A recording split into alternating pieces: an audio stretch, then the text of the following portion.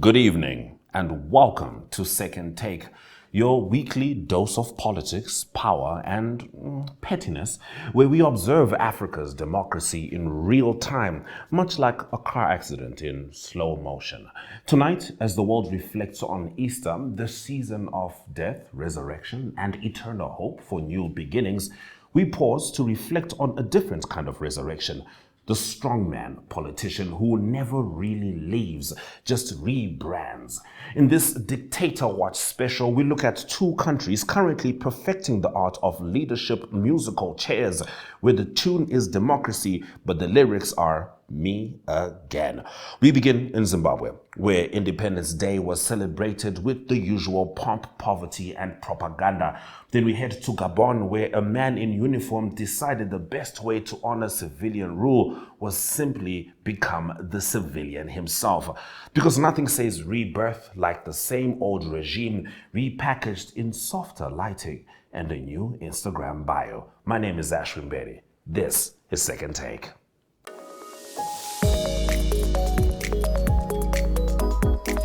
April 18th marked Zimbabwe's 45th Independence Day, a day meant to commemorate freedom from colonial rule. But if you looked closely, you'd swear the real celebration was for freedom from accountability.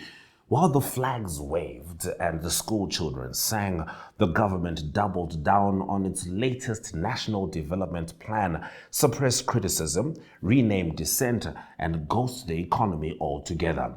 Enter Information Minister Jenfan Muswere, who unveiled sweeping social media laws to tackle the latest enemies of the state, ghost accounts and cashvists. Yes, you heard right, ghosts.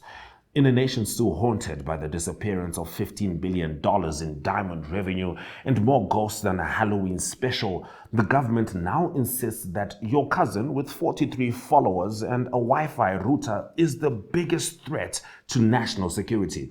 And cashvists, a clumsy attempt to discredit activists who dare monetize their voice in a broken economy. They are now the regime's favorite boogeyman. Ironically, while the state attacks these so-called cash-chasing citizens, it continues to roll out plush SUVs and real estate portfolios like confetti at a dictator's birthday party. Meanwhile, journalists are being promised greater access to ministers as long as they don't ask the wrong questions, quote the wrong people, or think too loudly in press conferences. Clue Blessed Mhlanga. But Mnangagwa wasn't done there. Just weeks earlier, he quietly removed the very military generals who helped stage the 2017 coup against Robert Mugabe. It's a classic autocrat move. Build your throne on the backs of generals, then pull the rug once the crown fits. Mnangagwa insists this is about realigning the military with democratic values, which is rich coming from a man who's turned Zimbabwean democracy into a Shakespearean play, equal parts betrayal, denial, and long-winded speeches that go nowhere. And then, as if summoned from the archives of irony, Zimbabwe announced a $3 million partial payout to white commercial farmers, not for the land that was seized during chaotic farm invasions, but for the infrastructure damage caused on the way out.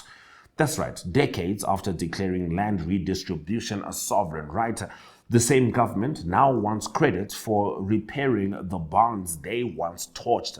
All this while teachers are paid in coupons, nurses strike for basic wages, and most Zimbabweans can't afford bread without bartering a kidney.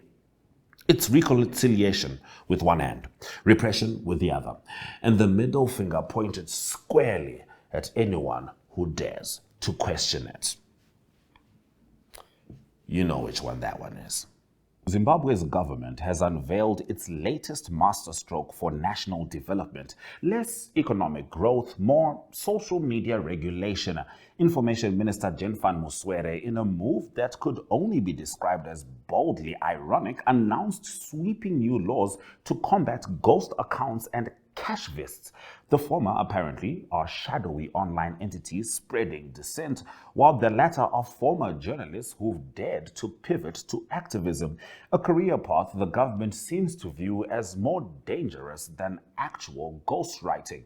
The irony, of course, is thicker than the potholes on the Bulawayo Road. This is the same government that has perfected the art of ghostly endeavors. Ghost projects, see the $15 billion diamond revenue that vanished into thin air, ghost voters, hello 2008 election rolls, and ghost promises, Vision 2030, anyone? Yet, Muswere insists this crackdown is about transparency, a word that, in Zimbabwean politics, carries about as much weight as a Zim dollar in a hyperinflation storm.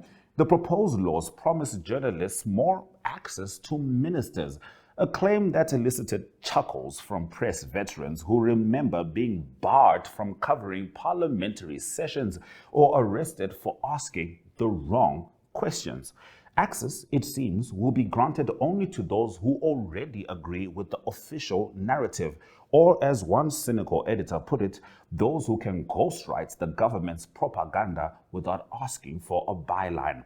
Meanwhile, the term cashvist has become the government's favorite new buzzword, a clever portmanteau meant to discredit activists by implying they're in it for the money.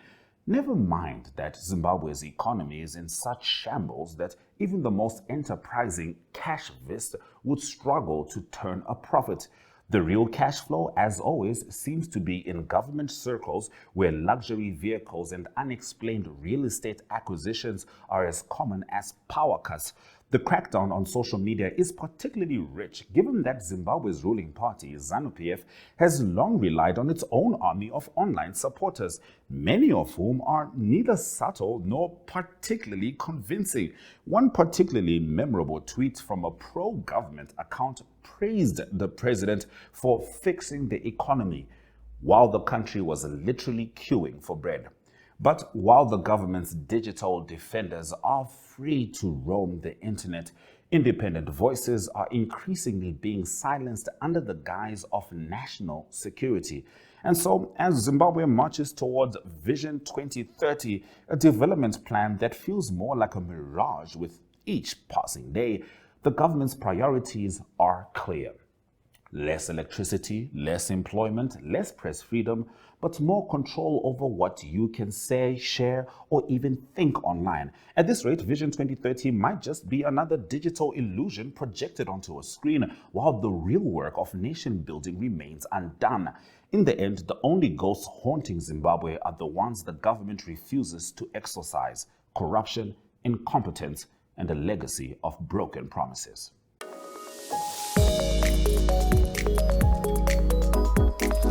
Over in Gabon, General Brice Oligui Nguema is proving that the shortest route from military boots to presidential shoes is a well-timed coup and a tailor who can switch epaulets for lapels.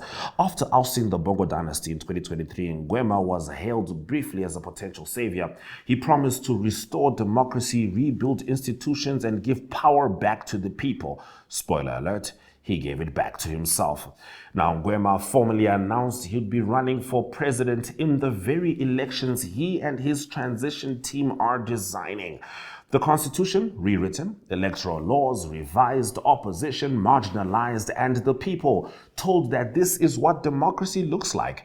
His campaign slogan might as well have been Nguema 2025. Who else did you think it would be? It's the classic bait and switch. The junta marches in with talk of accountability and reform, then slowly morphs into the same political animal it claimed to devour.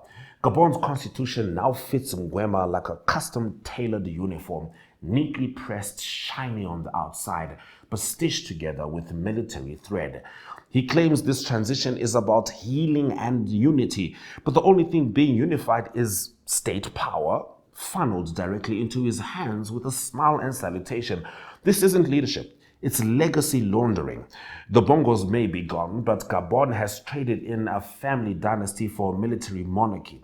Same tactics, different logos. And much like Zimbabwe, the media is being reshaped, the laws bent, and the people pacified with patriotic speeches wrapped in barbed wire.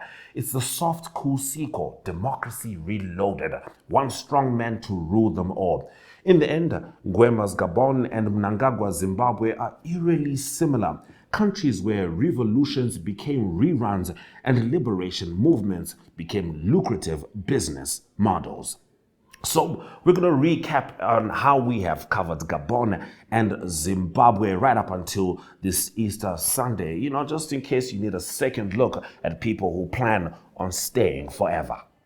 Gabon's junta leader discovers he is the democracy that he promised. Yeah, Brice Oligui Nguema, the military strongman who ousted the Bongo family and promised a return to civilian rule, has now decided that he himself is the best civilian for the job, in a move that surprises absolutely no one except those who still believe coups lead to real democracy, and that's some people. Nguema has announced his candidacy for Gabon's presidency, claiming it's what the people want. Never mind that the new electoral laws were conveniently rewritten to favor his bid.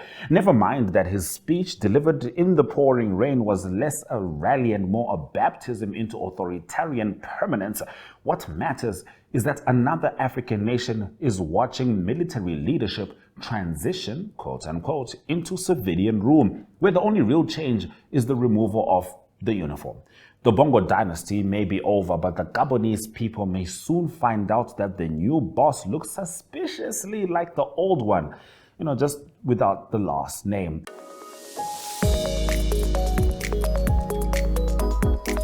I will now be joined in studio by Algeto Greg, who is a journalist with Republicain and a man who understands things that, other people need years to study, like mining. And we're going to be talking about natural resources and, of course, the Trump tariffs. I am joined by Algeto Greg, journalist with Republicain and well-informed man, and that's exactly what we need today. Greetings, Algeto. Hi, Ashwin. How are you? I'm fantastic.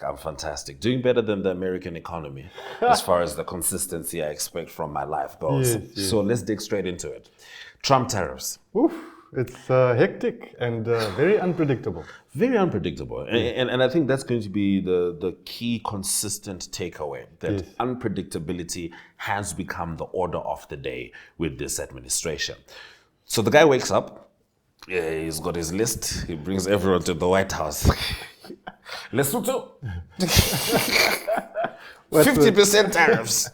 He was very angry at Lesotho. And it's a small nation, you know what I mean? And it's crazy. Lesotho makes a lot of, textiles, a lot of jeans and stuff like that. But it is a relatively small nation. Tiny. To bear such a burden, it's ridiculous. But anyway, he keeps on going. You remember when he looks at South Africa, oh, South Africa.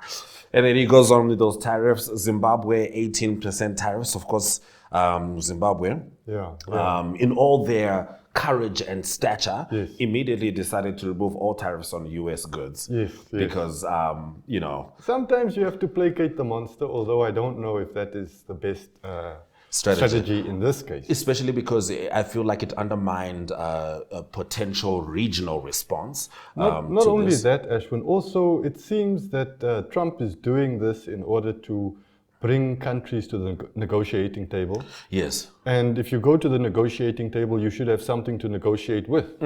But now, if you've already removed all the tariffs on US goods, what do you have left to offer? And to be honest, I know what they were going for. Let's just be honest. Let's be honest, Zimbabwe. This was about trying to get the sanctions removed. Yes. Not how it works with this guy.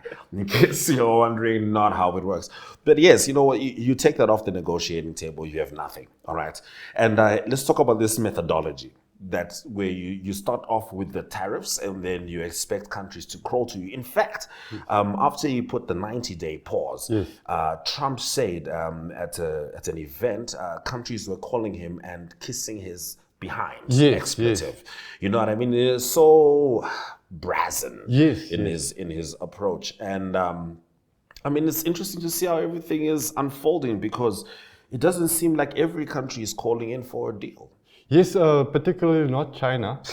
And how that is escalating is quite worrisome, I think, for the whole world, because we are in an age of globalization. And globalization entails that the bonds and connections between countries are leveraged for trade.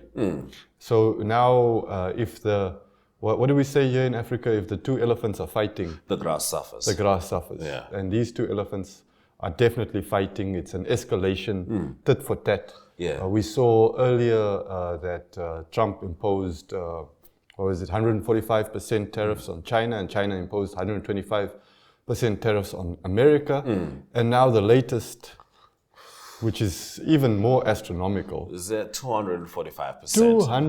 245%. I mean, look, China had already decided that 125, they're not going to increase. It's just become folly. Yes. It's, to them, it's pointless now. It's just showmanship, so to speak.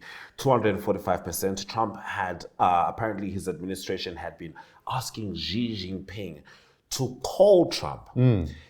So let's talk about the disillusionment, which I feel Trump is bound to go through, that he is experiencing right now. Number one, he already knows China will not bow. Yeah. That is a final statement. They have been very clear on that. They have been he very knows clear. they will not bow to him. They will not allow him to bully them. And he's also learning, oddly, how much America depends on China. Because then he makes these little exceptions for his Apple billionaires. The phones are going to cost the same, the laptops, we're going to, have some relief over there. But, when the bond markets are crying, when the stock exchange is crying, then he tries, to tweak and respond. And some people are alleging some insider trading because just before the pause, he did say now is a good time to invest. And of course, those are all things to consider. But when we're talking about China, a nation that has been in existence for 5,000 years, a nation which seems to be at the very center of everyone's production line in one way or the other. Yes. In fact, right now, Chinese folks are on TikTok revealing The luxury brand. what is a luxury brand. My friend, we make it all. They even go as far as to say that it's made in China, and when we take it to Italy, they put the tag that says made in Italy. The label. That's as much as Italy deals with that. You know what I mean? Indeed. So it's hard to feel like Trump is not fighting a losing battle, particularly when it comes to China. Aside from just the compromising position he's putting global trade with regards to China. I thought it was very interesting earlier this week when instead of calling Trump, Xi Jinping decided he's going to visit Malaysia and the ASEAN group of Asian countries. And that's a pretty strong group in terms of population size, but also in terms of manufacturing and production and buying power. So already he is making contingency and positioning China to take more advantage of the rest of the world in terms of inputs to China, but also in terms of markets for China and Chinese goods. I'm not sure how it's going to play out in terms of Namibia. We are also affected by the Trump tariffs. We are affected by the universal 10% tariff. And also there's additional tariffs. I think altogether we are looking at about 24% tariffs on anything we export to America. Luckily for us, we don't export that much to America. Always it's been this carrot waved in our faces, this lucrative American market that we've been trying to get into. But if you look at, for instance, beef, which is one of our premium exports, it's only about 14% that go to America, to that market. We are much more linked to Europe and markets over there. And our government is more committed to building out our trade relations with the rest of Africa. We're part of the Africa Free Trade area. And we are championing that approach. So I think definitely we'll be looking for alternatives. And ultimately, it's not, that market is not so important because we haven't really been able to realize it. It's always been a goal, but the Americans have not made it easy for us. Talking about that, that since our new president has come into office, Netumbo Nandi-Ndaitwah, our first female president, just a few months ago, already about maybe 2.5 weeks ago now, the Russian Deputy Prime Minister, Yes. was here to visit Definitely. with her. Yes. And they had discussions specifically around energy. Our new president has stated that we are now officially pursuing the ambition of nuclear power for Namibia, which would be a huge game changer. Of course, it's not as simple as that, but if we were able to achieve that, it would definitely satisfy all of our needs and allow us to take advantage of the Southern African power pool to supply cheaper electricity to the rest of our neighbors, especially here in our region in SADC. Yes. Just at the beginning of this week, on Monday, the Chinese ambassador was also Wei Peng. yes was also At the visiting State House, yes. at State House, and even more recently, the British High Commissioner Charles Moore went to see Netumbo just to say goodbye. Goodbye. Charles actually left on Thursday. Charles, he also went to say goodbye, but also. One of the points that he made is that over the last 4 years, trade between Namibia and Britain has tripled. So, there's that increase. I did contact the American embassy. They haven't scheduled a meeting yet. I made sure with State House that they haven't been there. Oh, no. And although one of the officials said that they're working on scheduling a meeting, another official, who's actually the official spokesperson for the embassy, said that they don't discuss that, although they are continuing to maintain relations with Namibia. Could this be because they don't know? I mean, it's Trump. Like they don't know what their policy is. Yes. You know what I mean? One day is tariffs. The next day it's a pause. The next day is certain exceptions. I can kind of understand where they are as an embassy. And the last thing you want to do is speak incongruently to Trump, even though incongruence seems to be the order of the day. But that's the last thing you want to do, to be separate from that. Yes. But part of the reason I wanted you, certainly on this episode, is you've been to China. Yes. That you've been to the factories. Yes. And you've seen how they work that side. Yes. The efficiency of it all. You were in Chongqing, if I'm not mistaken. Yes. And we actually did cover that on the episode, that trip. But for example, we were speaking about one of the factories, right? Where it's just about 14 people there. Yes. It's a highly automated factory that I visited, which processes an indigenous vegetable for that region of China. And that factory produces between 30, 40 different products, complete with packaging and everything. Wow. And it's highly automated. So there are only 14 people who work in the factory. But what the Chinese have done is that the inputs to the factory is sourced from over 1,000 small-scale farmers.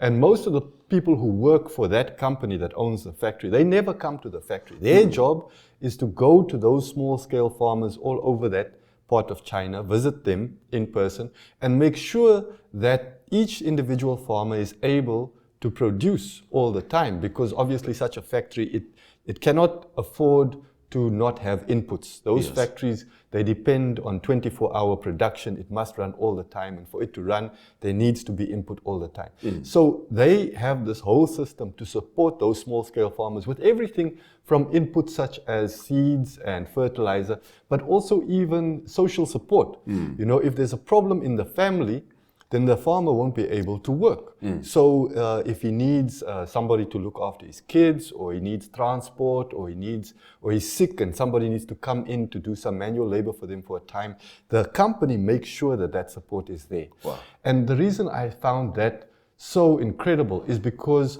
I was really worried by a realization that I had this week.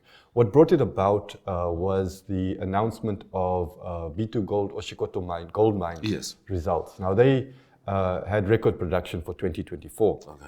So that's more gold and more profits. All right. And even billions that they are paying to government coffers in terms of royalties, taxes, and other costs. But 2023, there were close to 900 Namibians working on that mine.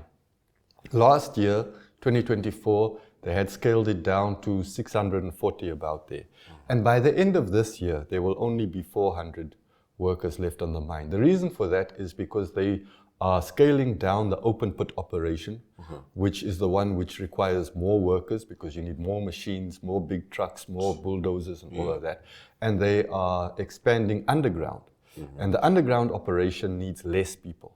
So that got me to thinking about our national ambitions, which is industrialization. You know, Yes. we've got Vision 2030 and we want to be an industrialized nation.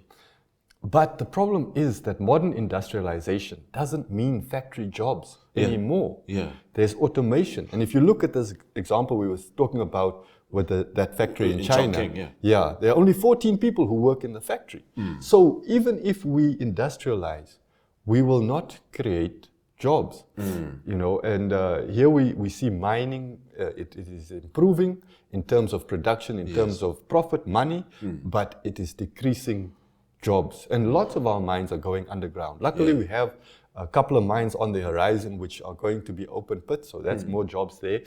But overall, in all the directions that we want to take our economy, they are not directions that create jobs because of the modernization, because of the automation. Even in terms of farming. Now, at B2Gold, part of their long-term strategy is for after they stop mining. They've set up various other businesses on the same ground, including a very successful maize farming unit, which was actually last year the biggest independent supplier to Number Mills of maize. So it's a very successful mine. But those maize fields are circular so that the irrigation and the harvesting and all of the things can be automated. And they have very few farm workers there. So we see even in terms of agriculture, which has historically been for Namibia a big supplier of jobs, we are moving towards automation and we are losing jobs. We might be producing more food, but there's no work there. There's no work. Even in terms of our own industry in the media, you know, AI is really gutting the newsroom. There's fewer and fewer experienced journalists and news workers being employed all the time. And I'm very worried because I don't see how we can reconcile our stated goals, which we are committed to and have been trying to achieve for many years now, and our need for employment. You know that officially we are on almost 40% unemployment. Unofficially, those statistics have been questioned even when they came out last year. That. And some people say that it's much closer to 50, we might even be over 50. Definitely in terms of youth unemployment, even the official figures puts it at 44.4%. Now, the youth, that is your most productive sector of your society, of your population. And if those people are not working, you've got a big problem. So, it's worrisome. I mean, and you're asking questions I don't have the answers to. And I don't know if you've ruminated over any potential solutions to this. I think if we make a conscious decision that we need to give priority and preference to jobs or developments which require lots of labor, that might be a solution. Now, that is a trade-off because obviously labor-intensive development is much more costly. It's less efficient. But what is the point of, for instance, having a beautiful new road which you built at the least cost and the maximum efficiency, but all the people who would have used that road are unemployed and therefore stuck where they are because even to travel costs money, and to have money you need work. We have some social safety nets in Namibia, but they are very porous. Lots of people fall through the gaps, and even those who are assisted, it is not enough to sustain a living, not for anybody. If you look at old age pension, right now our pensioners are unhappily waiting on the promise to be fulfilled that the pension will be increased from the current 1,600 to 3,000. And I remember the president had said, hold on. We're going to deal with the youth right now. But what you're talking about is a twofold problem that affects the aforementioned youth, and it's not something that you seem to be able to mitigate in just a short period of time. We need lasting solutions. We need lasting solutions. You see, the thing about the old age pension, it doesn't just sustain pensioners. Pensioners are the heart of our families. They take care of the little kids that their children make their grandkids. Yes. Generally live with their grandmothers and grandfathers. That's part of our Namibian society. And even their children, the young people that we are talking about, the productive people, they tend to stay at home much longer because they can't afford to move out. Housing costs are ridiculous. Yes. Even a shack here in Windhoek, you can't get a room for maybe less than 2,500. And that's a lot of money for every month. Yes. Considering that the person who's helping you with money is only receiving 1,600. They have to maintain themselves, their own home. They have to look after the grandkids. They are the heart of the society. That's why the pensioners need that increase, and nobody disputes that the increase is needed. Yeah. Because their children are not in a position to help out or even to take care of their own children. My goodness. So safe to say, Algetso, when it comes to our current policy, in the current atmosphere that we've been operating, we need a second take. Yes, definitely. Thank you very much for joining us. Thank you very on much. Second Take. Algetso Greg, our trusty journalist, making sure you stay informed on Second Take. And very hard to poke holes at what you talk about. I can't really be funny when you're talking, but it is what it is. It is what it is.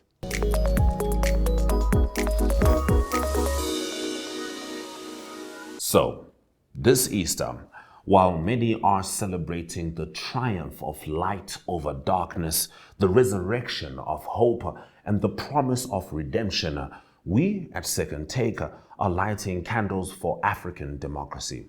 Because in too many capitals, it's not rising from the dead. It's being quietly buried under constitutional amendments, social media bans, and military parades. From me, Ashwin Berry, and the Second Take team, happy Easter, and may your ghosts be metaphysical, not presidential.